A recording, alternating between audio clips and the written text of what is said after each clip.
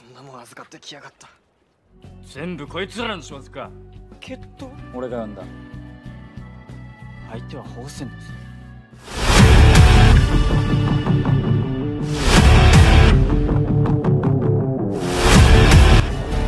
はい、そうじゃ。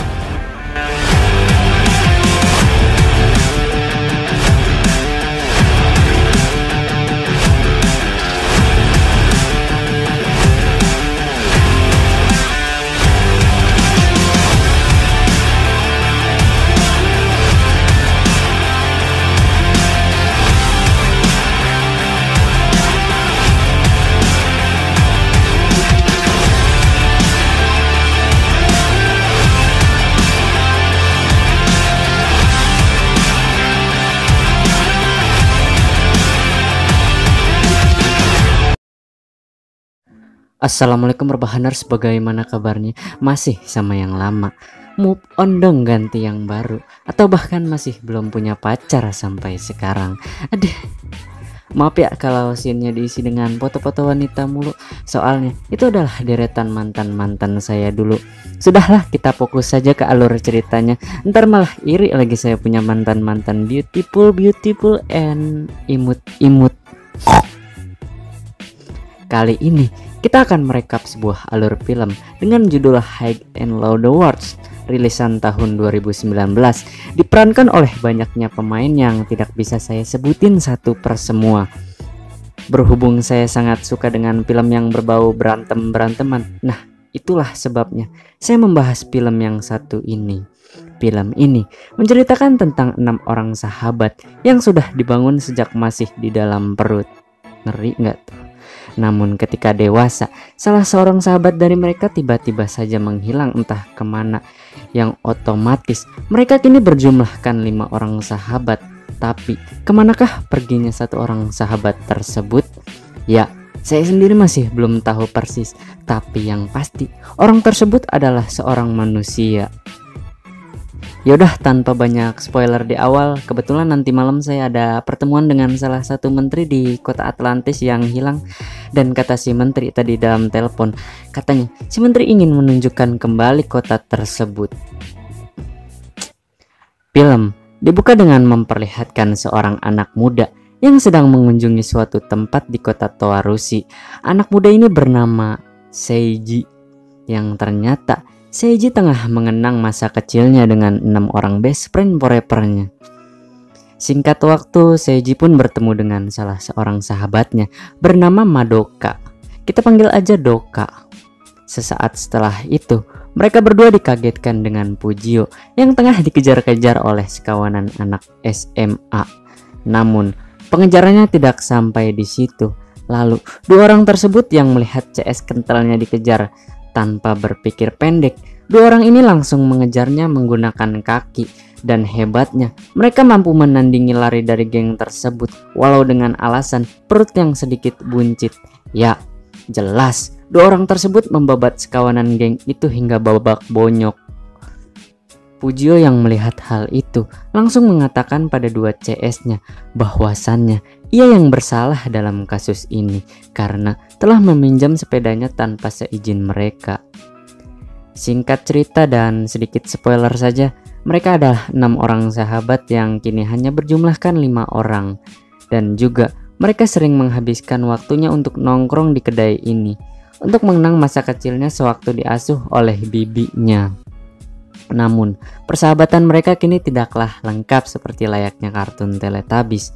Setelah nenek dari sahabat yang menghilang tersebut sakit, Arata pun menghilang entah kemana. Tapi, apakah mereka berlima akan tinggal diam atas menghilangnya Arata, sahabat sewaktu di kandungan? Lanjut. Lalu, Pujio mengatakan kepada sahabat-sahabatnya bahwasannya ia akan kembali tinggal di sini dan pindah sekolah, tepatnya di SMA Oya. Disinilah semua cerita akan dimulai.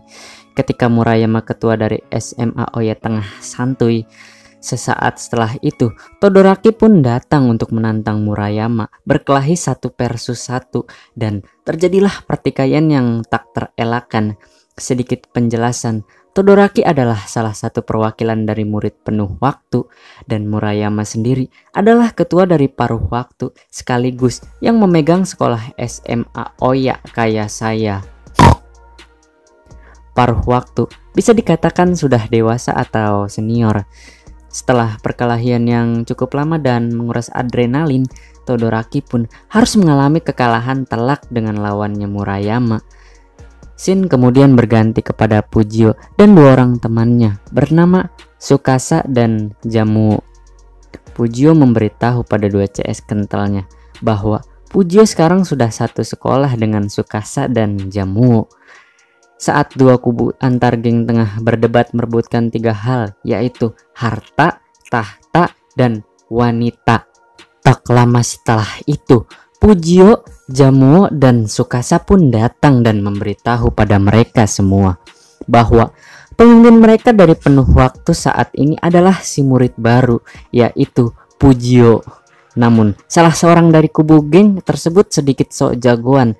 Tak terima akan hal itu, Pujio langsung membabat kubu geng tersebut dengan mudahnya hingga menyisakan sedikitnya anggota. Anjir, baru join di sekolah langsung diangkat jadi pemimpin. Sumpah kayak saya dulu nih sewaktu duduk di bangku TK. Setelah selesai berkelahi, Jamuo menjelaskan kepada Pujio bahwa Todoroki adalah yang terkuat di murid penuh waktu. Tapi si Todoroki tidaklah mempunyai bawahan seorang pun.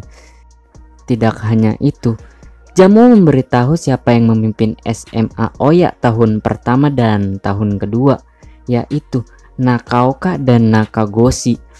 Tidak sampai di situ, Jamuo juga memberitahu jagoan-jagoan dari SMA Oya, yaitu Yasushi dan Kiyoshi.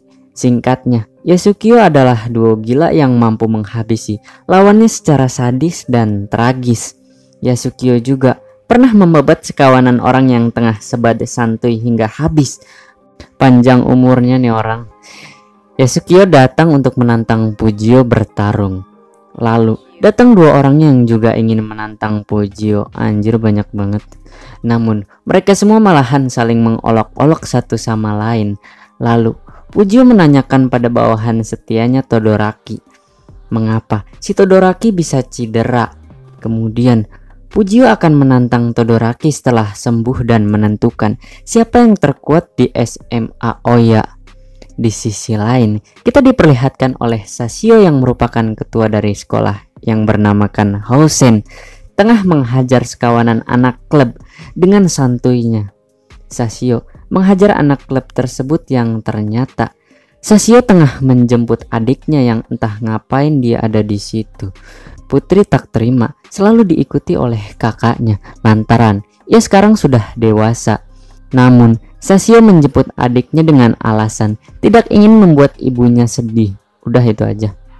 Keesokan harinya, Putri pun kembali masuk sekolah setelah lama tidak sekolah atau bolos. Putri juga merupakan teman dekatnya Madoka. Di situ, Madoka terlihat mencoba menghibur Putri yang kini sedang sedih dan sudah bisa dipastikan mengeluarkan air mata. Kita kembalikan ke SMA Oya. Di sini, Pujio berniatan untuk menantang Todoroki setelah matanya pulih pasca dibantai oleh Murayama tempo waktu lalu. Karena kesal, Todoroki pun langsung menendang Pujio. Namun Pujio masih dingin hati terhadap Todoroki dan sedikit ngepur. Di sisi lain, masih di SMA Oya, terlihat tiga anak SMA ini tengah bermain di toilet umum. Namun mereka harus terpaksa terciduk dengan Pujio, yang ternyata mereka tengah mengkonsumsi narkoba berjeniskan Red Rum. Dengan alasan mengkonsumsi Red Rum tersebut dapat membuat mereka tenang. Mendengar itu, anak dari paruh waktu sedikit berspekulasi bahwa ada pengedar dari murid penuh waktu yang berjualan narkoba berjenis Red Rum. Sepulang sekolah, Murayama diperkenalkan oleh ayah dari temannya yang merupakan mandor di situ. Tujuan Murayama ke situ adalah untuk melamar pekerjaan. Lalu Murayama diperkenalkan oleh si mandor tersebut dengan teman kerjanya yang juga merupakan sahabat Pujio bernama Kagami dan Kakashi. Sesaat setelah itu, Kagami dan Kakashi dikagetkan dengan Arata yang berada di situ. Karena takut, dua pria tersebut memperlihatkan barang yang diberi oleh Arata, yang ternyata itu adalah red rum atau narkoba, bukan narik kolor. Mengetahui itu, Kagami dan Kakashi memberitahu kepada best friend forever-nya soal kejadian red rum tadi, serta itu terjadi di sekolahnya Doka dan SMA Oya, yang sudah disimpulkan Arata merupakan bagian dari pengedar narkoba tersebut bernama Red Rum. Kemudian mereka bersepakat untuk menyelidikinya. Karena kerja kerasnya, Arata diberi uang yang sangat banyak oleh mereka. Terlihat mereka semua sangatlah senang dengan hasil yang mereka dapatkan dari penjual barang haram tersebut. Singkat cerita, di tempat ini adalah produksi tempat narkoba bernama Red Rum tersebut diolah. Sesaat setelah itu, datang dua orang pria dan melaporkan Red Rum yang ingin diedarkan dibawa oleh seorang wanita. Karena kesal, si Mamang Yonglex melempar botol tersebut hingga pecah. Shin berpindah kembali pada SMA Oya yang tengah berkumpul dengan masing-masing kubu yang sudah diketuai. Namun, kubu antar geng tersebut masih di bawah pimpinan Murayama, abangan saya. Ketua dari paruh waktu atau senior. Benar saja, Murayama pun tak lama datang dan menanyakan siapa pengedar Red Rum itu. Meskipun seorang jagoan, Murayama tetap tidak setuju dengan yang namanya narkoba. Lalu, Jamo memberitahu pada mereka bahwasannya di Hausen juga sudah beredar yang namanya narkoba tersebut belakangan ini. Kemudian, Jamo memberitahu abang-abangan Hausen yang jago berantem ada 4, yaitu Odajima Yuken, Sawamura, Jinkawa Eimei, dan yang terakhir Shida Kenzo, sehingga mereka berempat dijuluki Ozawa Hitoshi di bawah pimpinan Sashio, kakaknya si Putri, mantan saya dulu. Setelah panjang lebar berbicara, Murayama tetap tidak mempedulikannya dan ia tetap melarang obat-obatan tersebut viral di sekolah. Saat Pujio ingin kembali membaca buku, ia dipanggil oleh teman lamanya yang bernama Gocha, bukan Gacha. Gocha sendiri juga memegang anak kelas 1. Tanpa berpikir panjang, Gocha memberitahu pada semua bawahannya bahwa anak kelas 1 sekarang di bawah pimpinan Pujio. Ketika Murayama hendak pergi, ia dipanggil oleh Pujio yang mengajaknya duel 1 versus 1 atau 1 by 1, dan Murayama pun menyetujui hal itu.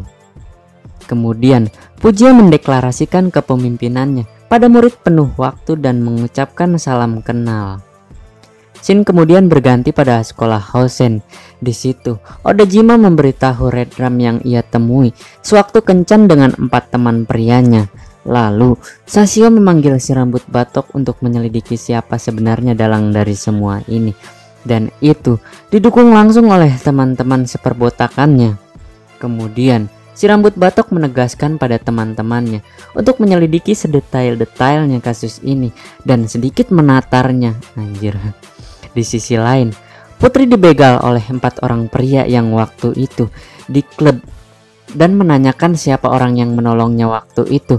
Yang untungnya saja, Sawamura datang tepat waktu dan langsung membabatnya. Dengan pintarnya, anak cewek mengatakan Sawamura merupakan anak Hausen, yang mana perkataan itu akan diingat oleh si pengedar Red Rum tersebut dan mereka pun pergi meninggalkan TKP. Saat tengah melamun, Sashio dikagetkan dengan nenek yang hendak jatuh dari tangga dan untungnya Pujio datang menyelamatkan si nenek tersebut. Tiba-tiba saja Pujio kehilangan kendali keseimbangannya dan cilaka. Di situ Pujio dan Sashio berkenalan satu sama lain dan juga menatap indahnya sunset bersama-sama atau 4 mata di sore hari. Mereka berdua terlihat sangatlah akrab walau baru pertama kali bertemu dan berkenalan. Ya gitu, namanya pemimpin mah. Sesaat setelah itu, mereka berdua saling tatap menatap yang membuat saya takut, yaitu mereka berdua nantinya bisa saja jatuh cinta cowok sama cowok.